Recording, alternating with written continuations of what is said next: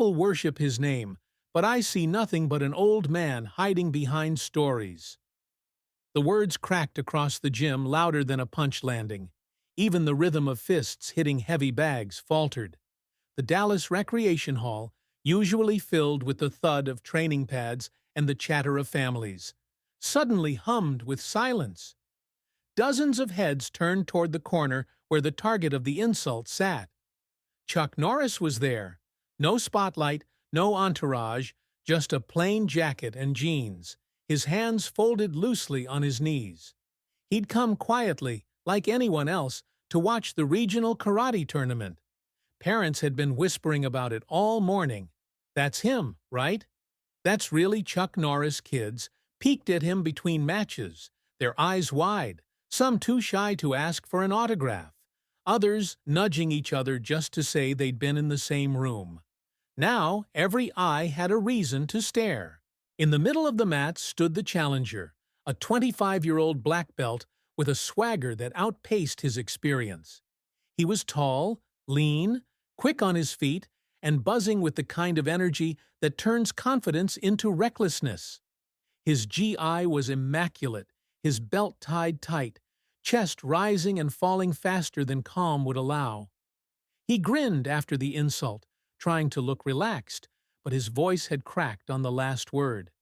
His friends along the bleachers shouted encouragement, feeding him bravado. Laughter trickled through the gym. Not all of it was friendly. Some chuckled nervously, uncertain whether it was wise to provoke a man whose name had long ago slipped from martial arts into myth. A few teenagers clapped, delighted at the show. Others just stared at Chuck, as if expecting him to rise instantly to prove the legend true. The children in the front row were the most unsettled. They looked from the cocky young fighter to the silent man in the corner, their mouths tight, eyes searching. For them, Chuck Norris wasn't just a name. He was the embodiment of discipline and strength, the reason some of them had even started karate. The insult landed on their faces, too, like second-hand embarrassment. Chuck did not move. He didn't frown, didn't smirk, didn't roll his shoulders like someone preparing to stand. He simply lifted his eyes. The shift was small, but the effect was immediate. The young fighter's grin faltered for a beat. The gym, loud just seconds earlier, grew so quiet you could hear the squeak of sneakers on polished floor in the far corner. It wasn't a cinematic pause. It was heavier, stranger, as if everyone sensed something had tipped but couldn't name it. Chuck's gaze held steady. Not aggressive, not amused, just a quiet recognition, the way a mountain looks at the weather. His stillness drew the attention away from the challenger's words, away from the laughter, and focused it back on the man who had given nothing of himself and yet commanded everything. Parents whispered to each other in the bleachers. Coaches leaned forward, curious. Even the referees shifted on their feet, unsure whether they should intervene or let the moment play. The young black belt cleared his throat, trying to shake it off. He raised his hands in mock surrender, calling to the crowd, "Hey, I'm just saying what everyone's thinking." Legends fade. He gestured toward Chuck again, louder this time, needing the reassurance of noise. His supporters clapped and whooped, but the reaction from the rest of the gym was muted. The silence following Chuck's single lifted glance had already taken root. Kids in crisp white GIs stared, gripping their belts tight. A woman in the back row whispered, "Don't do it, kid." A local reporter adjusted his camera tripod, sensing this was no longer just another Saturday tournament. And Chuck remained still. The quiet became unbearable, a tension thicker than the scent of sweat and liniment in the air. It was not the silence of indifference, it was the silence of presence, of a man who had lived too many battles to waste words on noise. The young fighter shifted on his feet, his grin tightening at the edges. He wanted a reaction. He needed one. But the longer Chuck refused to give it, the louder the weight of that refusal became. And as the crowd leaned closer, waiting for a spark, the only question anyone could think, even if they didn't dare say it out loud, was this: Would Chuck Norris let the insult pass, or was the storm about to begin? The young black belt didn't let the silence settle. He planted himself in the middle of the mat, chest out, voice pitched for the rafters. If he's really who they say he is, let him prove it here and now. Half the gym erupted, teenagers drumming on bleachers, parents leaning forward with phones raised. The other half groaned, shaking heads, muttering that it had gone too far. The place no longer felt like a family tournament. It felt like an arena waiting for blood. The challenger laughed too loudly, needing the crowd to keep him upright. "Come on," he added, sweeping an arm toward the corner. "Legends don't hide." His friends whistled and stomped, but their noise didn't fill the silence from the rest of the room. Chuck rose.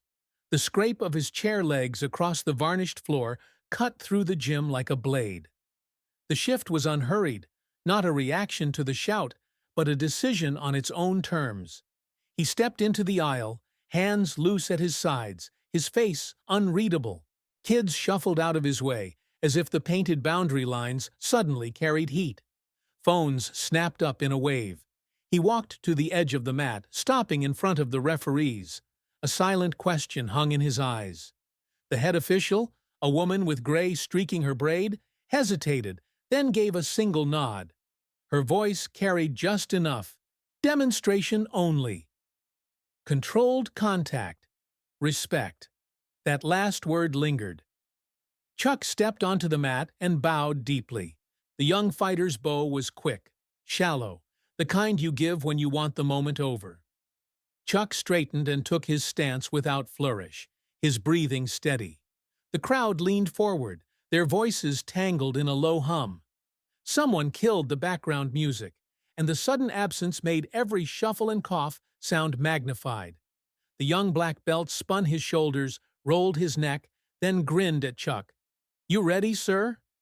The "sir" came late, awkward, forced. Chuck's reply was quiet, but sharp enough to cut through the entire gym. "Respect isn't given. It's earned." The room froze. The teenagers stopped jeering. Parents exchanged looks. Even the referee gave a small nod. The young fighter's grin faltered before he covered it with another laugh. "Then earn this," he said, clapping his fists together. The referee stepped between them, checked their distance, then stepped back. The kid attacked immediately. Sharp jab, cross, sweeping kick that slapped the air loudly enough to draw cheers. Chuck didn't move. He watched, calm, his eyes following hips and shoulders, not the hands. The fighter circled, throwing feints and showy hops, playing to the bleachers more than his opponent. "I don't see it," he taunted. His friends echoed him, but their voices cracked in the strange quiet that had overtaken the rest of the room. Chuck's stillness made each miss more obvious. He wasn't dodging wildly, just shifting inches, letting the strikes cut air. To the untrained eye, it looked like he barely moved at all. To those who knew, it looked like control of the highest order. The young man's breathing quickened, his cheeks reddening. He flurried harder, jab, cross, hook, kick high enough to make the crowd gasp. Chuck slid a single step, and the kick brushed by his cheek with an inch to spare. The sound of it, a hollow woof, hit the audience like a ghost of contact. Gasps rose from the bleachers. Even those who'd wanted a show now leaned forward, hushed. A girl in the front whispered, "He didn't even move," and the words spread in murmurs across the rows. The challenger, stung, reset his stance too tightly. He lunged again, throwing everything into a right cross. Chuck finally answered. A short, precise lift of the knee. A snap of the foot, direct and economical. He stopped his kick just an inch from the young fighter's face. The control was absolute. Close enough that the boy could feel the rush of air on his skin, but with no contact. The gym erupted, not just in cheering, something heavier, recognition. Parents clapped, kids shouted, even coaches leaned forward, knowing exactly what they'd seen. mastery disguised as restraint. Chuck held the pose for a breath, then lowered his foot with the care of someone setting a glass on a shelf. His face remained calm, untriumphant. The lesson was clear. The fight could have ended in that instant, but he had chosen not to. The young fighter's eyes widened, pride collapsing under the weight of what nearly happened. The referee hovered, torn between stopping it and letting it go. The audience buzzed, their disbelief turning into awe. And in the middle of the storm, one question echoed louder than any cheer. Why had Chuck stopped short? The roar after Chuck's stopped kick didn't fade so much as fracture. It broke into pockets, cheers, gasps, nervous laughter, before collapsing into a heavy silence. The young black belt stood rigid, his eyes locked on the inch of space where a foot had hovered close enough to taste the air. He forced a grin, but it trembled, and everyone saw it. The head official raised a hand, her voice cutting through the quiet. "Controlled!" Chuck inclined his head once. The kid mimicked him, but his nod was stiff, his face a mask stretched too tight. "Reset," the referee called. They squared again. The gym felt smaller, the walls pressing in with heat from so many bodies leaning forward. The sharp scent of sweat and liniment mixed with the tang of metal from folding chairs. Overhead, the fluorescent lights hummed, loud enough now to be part of the tension. The challenger tried to find his rhythm, bouncing on his toes, swinging his arms loose. His supporters clapped from the bleachers, chanting his name, desperate to rebuild his swagger. He lunged in, snapping a jab cross, then spun into a high roundhouse that would have looked good on highlight reels. Chuck tilted just enough, and the heel brushed past his cheek. The crowd reacted in unison, a sharp intake of breath that sucked the oxygen out of the room. A girl in the front row whispered, "He didn't even move." Her words traveled, muttered from mouth to mouth, until the bleachers buzzed with awe. The young fighter reddened, jaw tight. He closed the distance, trying to turn the exchange into a brawl.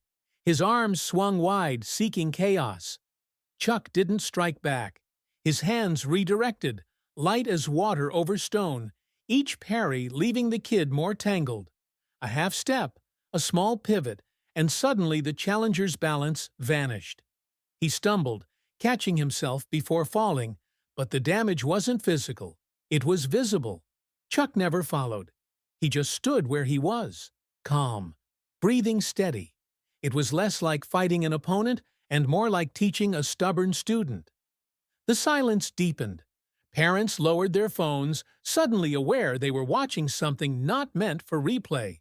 A cameraman crouched low, his red tally light glowing. Coaches muttered to themselves, recognizing what the crowd couldn't yet put into words. The young black belt's chest heaved. Pride pushed him forward again. He spun into a hook kick, heel cutting a bright arc under the lights. Phones shot up, catching the moment. Chuck stepped in, not back, and the kick carved harmless air. His hand hovered near the boy's supporting leg, close enough to sweep, close enough to end it. The bleachers gasped. The entire room froze. But Chuck didn't sweep. He simply straightened, lowering his arm, resetting the space between them. His face stayed calm, unreadable. The young fighter's shoulders sagged without permission, the body's instinctive acknowledgement of mercy. Scattered applause broke out. Not loud, not triumphant, more reverent than celebratory. Coaches nodded. Kids sat wide-eyed. For the first time, the young man bowed fully. Waist bent, eyes down, his earlier arrogance evaporated. When he rose, his face was different. Less bravado, more weight. The gym felt it. Even the teenagers who had cheered his taunts were quiet now, caught in the gravity of the lesson. "Reset," the referee called again, though her voice carried more awe than authority. They circled. The scoreboard clock ticked loud enough to be heard over held breaths. The young fighter tried one last honest strike, a straight punch, crisp and measured, not showy. Chuck slipped to the side, touched the glove lightly as it passed, and let it go. It was acknowledgement, not dismissal. The boy's chest rose and fell hard. He blinked sweat from his eyes, caught between relief and frustration. The crowd leaned forward, sensing the edge of something final. This wasn't a match anymore. It was a lesson. And everyone in that gym, from the smallest child to the cameraman behind the lens, knew they were watching something more dangerous than fists: the power of restraint. The question filled the silence louder than any cheer could have. Would Chuck choose to finish it? Or prove again that true strength meant stopping short? The gym exploded the moment Chuck lowered his leg. Kids clapped above their heads, voices breaking with excitement. Parents shouted, "That's mastery!" Coaches who'd sat stone-faced all afternoon finally leaned forward, nodding. It wasn't just applause, it was recognition. Everyone in the room understood that what they'd witnessed was precise, deliberate control. The teenagers' friends fell silent, their bravado drained. For a beat, they sat gaping, then, embarrassed by their own quiet, started chanting louder than ever, "Fight! Don't stop!" Their words bounced off the bleachers, hollow and forced. On the mat, the young fighter forced a grin back onto his face. It didn't reach his eyes. He bounced on his toes, tugged at his belt, laughed too loudly. Gestures that looked more like a man patching holes than projecting strength. His eyes kept darting back to that inch of air where Chuck's foot had hovered. Chuck didn't change at all. He didn't raise a fist, didn't harvest the applause with a smile. He stood exactly as before, calm, centered, his stillness more unsettling than any strike. That composure read as arrogance, even though he offered no arrogance. It was the silence of someone who knew he didn't need to prove anything. "Don't play with me, fight me," the kid shouted suddenly, and the gym went dead quiet. His voice cracked at the edges, and the demand sounded less like bravado than desperation. The crowd split. Some cheered, urging him forward. Others booed, offended by the plea. Parents called for calm, but their voices vanished under the noise. The atmosphere thickened. Part show, part challenge, part something no one could name. Chuck stepped forward. Just one step. The reaction was instant, a rolling "ooh" from the crowd, as if he had thrown a knockout blow. The referee froze mid-gesture, unsure whether to intervene. The MC lifted his microphone, then lowered it again. Cameras tightened their zoom, operators holding their breath. The young fighter latched onto the noise, desperate to rebuild his ground. He snapped a jab toward Chuck's chest, then another. Both touched cloth, but landed with no weight. Chuck absorbed them without answer, his eyes never shifting. "More!" someone screamed. Another voice, older, rasped back, "Watch and learn." The kid circled faster, sweat dripping now, his breathing ragged. He feinted low, threw a kick high, spun for a back fist. Every strike cut empty space. Chuck's movements were tiny. An elbow turned, a step angled, a parry that redirected without drama. Each miss widened the gap between noise and reality.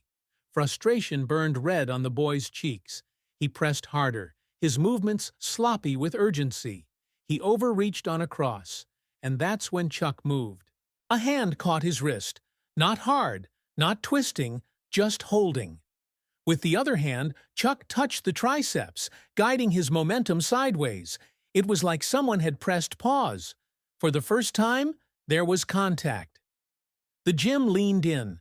You could almost hear the whisper that followed. Chuck's lips barely moved. "You're not fighting me. You're fighting yourself." The boy's eyes widened, anger colliding with fear. He froze, chest locked halfway through a breath. The crowd sensed the shift. A hush spread outward, as if the whole gym had caught the echo of that private sentence. The boy ripped free, too roughly, ashamed of his hesitation. His friends tried to restart their chant, but it sounded distant, as though coming from behind a closed door. The arena had already tilted. Chuck stepped back, restoring space, his hands lowering as if he'd put a dangerous tool away. The referee hesitated, then let it go. Coaches in the stands nodded, reading the moment for what it was. Not a contest, but a lesson. The fighter barked out a laugh, brittle and humorless. He set his stance hard, shoulders tight, jaw clenched. The crowd pressed forward, torn between wanting a finish and fearing what that finish might look like. Again, he muttered, this time to himself. Chuck gave him nothing. No taunt, no smile, only the same stillness that had unraveled him from the start. The silence weighed more than the cheers. The young man's grin vanished completely. What showed instead was the raw face of a fighter stripped of his theater. Talented, young, furious at himself. He inhaled sharply, gathering everything left into a final rush. And the gym felt it, an edge, a tremor before something breaks. Parents gripped the rails, kids clutched their belts, phones tilted higher, recording. The air itself seemed to tighten. The boy edged forward, trembling with choices. Chuck waited, unchanged.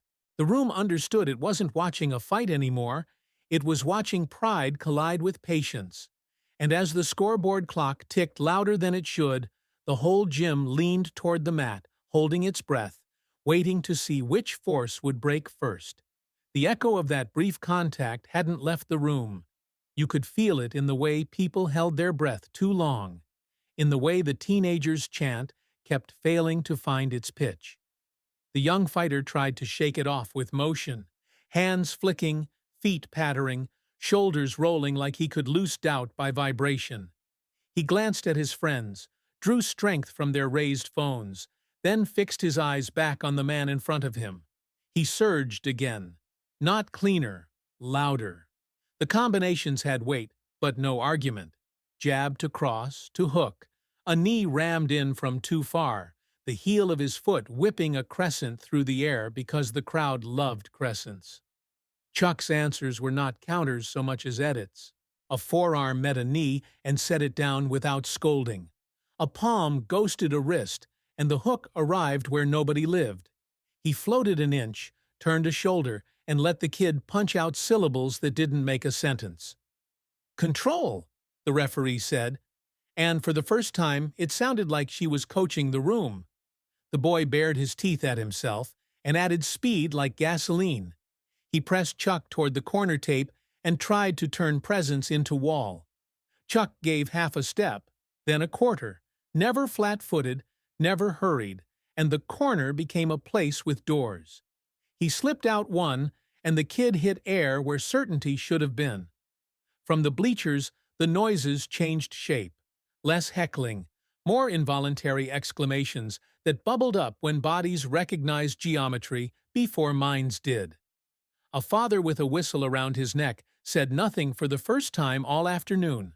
A little girl with a yellow belt gripped its knot and whispered, "Watch his feet," without knowing where she'd learned to say it. The kid rushed again, trying to drown thought in effort. His breath went square and heavy. The floor under him began to feel sticky. His legs asked his lungs to write checks they hadn't budgeted for.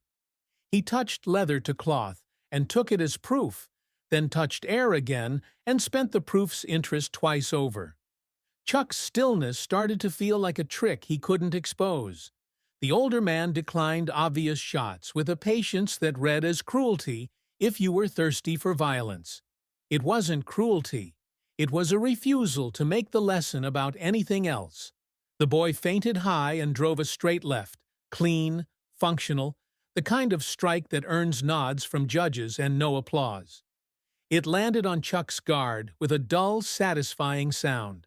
The room rewarded the honesty with a murmur that felt more like respect than cheering ever had. Chuck's eyes ticked warmer. Barely. It was approval, and it stung. He followed with a textbook low kick, 2 steps of build-up, good distance. Shin met shin, and both men adjusted with the tiny grimace of practitioners acknowledging a boundary. The boy felt his confidence climb a rung. The crowd felt their own chests loosen. He stepped again to repeat it. And Chuck stepped into his timing, not to hurt him, but to own the beat. A light check at the hip, a turn of the torso that made the kick argue with the rest of its body, and suddenly the kid stood square, where he'd meant to stand bladed. Nothing dramatic, just the quiet theft of position. Frustration rose like heat off summer asphalt. He tried a spinning back kick. It cut a bright line through air and came back with nothing on it. He tried a back fist. Chuck's elbow folded an inch and the glove skimmed past like a moth toward a lamp that wasn't on. He threw a head kick high enough for a poster. The poster stayed blank. The sounds from the stands kept clipping. Start, stop, swallow. A coach rested his chin in his palm and watched with the loneliness of a man who recognized a truth arriving in public where it hurts most. Two boys in the front row who had been loud all morning said nothing now, their mouths open, eyes wide, as if they were watching a bridge being built over a gap in themselves.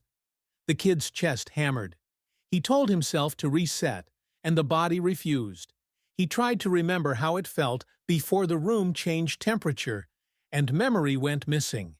He was fighting the delay between intent and action, that terrible half-beat where frustration lives and grows teeth. Chuck didn't offer a finish. He offered air. He replaced spaces that the kid vacated with quiet, not force, until the young man found himself swinging at the way things used to be. Another rush, all hips and glare.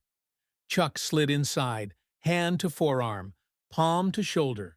Not a lock, not a crank, just enough to make motion accountable.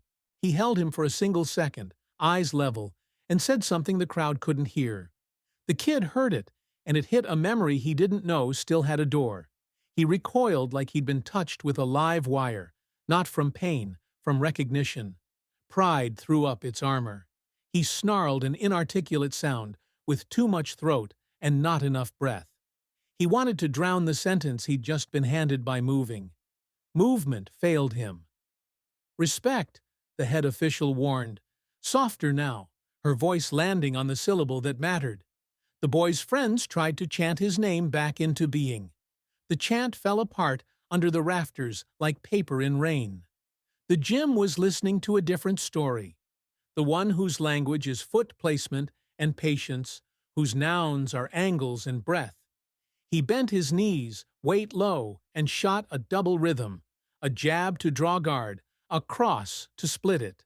Chuck didn't bite. He slid on the outside line and tapped the glove with two fingers. Not a block, a punctuation mark. The boy felt condescension and looked up to find none. That was worse. He went to the well of spectacle, a wheel kick that could crown a night if the other man believed in crowns. Chuck stepped through the arc, shoulder-grazing fabric, and ended up so near the kid's planted leg that the crowd tasted the word sweep without anyone saying it. He didn't take it. He stood there a beat, near enough to end the round with applause, and declined the applause. You could hear something break that wasn't bone. It was a sound made of pride, admitting it was tired. The kid blinked fast. Moisture gathered at the edges of his eyes, heat and humiliation mixing into something older than either. He bowed quickly, then remembered, and bowed again, properly this time. When he rose, his expression had lost the shine of show. What replaced it wasn't defeat, it was weight. Chuck inclined his head a fraction, a teacher's acknowledgement not of surrender, but of attention. The boy inhaled through his nose, counted, and let it out through his mouth. He set his stance with less noise. His next punch came straight and honest. It missed by a hair, and the miss didn't wreck him. He threw again, not faster, but truer. The crowd, primed for explosions, felt the room deepen instead. Somewhere a phone buzzed itself off a knee onto the floor, ignored. The MC discovered he'd been holding his mic uselessly for minutes and lowered it. The cameraman stopped hunting angles and held to the human scene. A young man meeting the end of his own story and deciding whether to keep reading. The exchange kept moving, but the fight had changed address. What had begun as a dare had become a mirror. The kid's attacks were now attempts at honesty more than applause. He landed to the body once, a fair touch, and looked almost surprised to have earned it. Chuck nodded, yes, and reset the distance with an economy that felt like kindness, the way a firm no can feel like love when it arrives on time. The teenagers tried one last time. Finish him. It sounded ugly now, out of tune with the room. A mother shushed them without looking away from the mat. A coach murmured, "Let him get there," and nobody asked where there was. The boy set for one more entry. Nothing fancy, a straight step in off the rear foot. The sweat on his cheek caught light. His jaw unclenched. The noise of his friends dissolved into a hum he didn't need. He moved. Chuck waited, not to punish, not to spare, but to choose the version of truth that would hold in the boy after the crowd went home. And the gym felt the new math. This wasn't about winning the round. It was about whether a young fighter could understand a sentence his muscles didn't want to hear, and whether an older one would let the lesson land with mercy or with consequence. The clock ticked, louder than it should. Air shifted over the vents in a cool sigh that swept the back rows. The head official's hands hovered at the edge of stopping and didn't. The room leaned, whole and breathless, toward what everyone suspected had to come next. The boy's chest rose and fell like a piston, his GI darkening with sweat at the shoulders. His friends kept calling from the bleachers, but their voices barely reached him now. They sounded distant, hollow, like shouts through a hallway door. What filled his ears instead was his own pulse, drumming behind the eyes, telling him this moment would either define him or bury him. He clenched his fists tighter, the leather squeaking, and let anger burn through the ache in his arms. "One more," he whispered to himself, then louder, toward the man who hadn't broken a sweat. "This is it." Chuck didn't answer. He simply waited, his shoulders loose, his breathing quiet and steady. That calm hit harder than any strike. It told the boy, and everyone watching, that the storm had already been measured, weighed, and filed away. The kid exploded forward. No more feints, no more flourishes. A straight right, thrown with every ounce of weight left in his frame. The sound of his foot planting echoed across the gym floor like a gunshot. Chuck didn't retreat. He shifted just enough, letting the punch graze cloth but not skin. The boy, off balance, added a hook, then a knee, then a desperate elbow. Wild, dangerous, real. The crowd gasped. Parents pulled their kids closer on the benches. This was no longer exhibition. This was someone fighting not for victory, but for pride's survival. Chuck's defense stayed infuriatingly simple. One hand guiding the elbow offline, the other checking the knee, his body turning with the strikes instead of against them. It looked effortless, but it carried the sharp edge of mastery, the kind that had been forged decades before any of these kids were born. The boy roared, face twisted, and launched the last card in his deck, a spinning back kick. His heel tore through the air, aiming square at Chuck's chest with force that could break ribs if it landed. The bleachers shook with screams. Some begged for contact, others begged for restraint. Time slowed. Chuck stepped in. His hand met the kick before it peaked, redirecting it past his side. In the same motion, his other hand pressed lightly at the boy's shoulder, shifting his weight just enough. The young fighter's leg collapsed under him, and he dropped hard to one knee. The sound wasn't loud, but it cracked the gym open. People shot to their feet, half cheering, half stunned. Kids clapped wildly. Parents shouted his name. Coaches exchanged long looks, knowing they'd just seen something that would be repeated for years. Chuck didn't follow up. He didn't strike. He didn't gloat. He simply stepped back, giving the boy room to rise. His words carried clear, steady, unshaken. Respect starts here. The gym froze. Phones caught every syllable. The boy lifted his head slowly. His breathing was ragged, his face flushed, but his eyes were something new. Not only defeat, not only shame. There was recognition there, a flash of understanding, tangled with something darker. resentment that the lesson had come in front of so many witnesses. The crowd erupted again, louder than before, but the boy didn't hear it. He stayed on one knee, jaw tight, staring at Chuck with a mix of humiliation and hunger. The camera zoomed in, holding that face, the storm in it. 1,000 people were watching the same thing, but drawing different conclusions. Some saw a student humbled. Others saw a fighter plotting revenge. And as Chuck turned slightly, his calm unchanged, the question lingered in every corner of the gym. Would the young man rise with respect or with rage?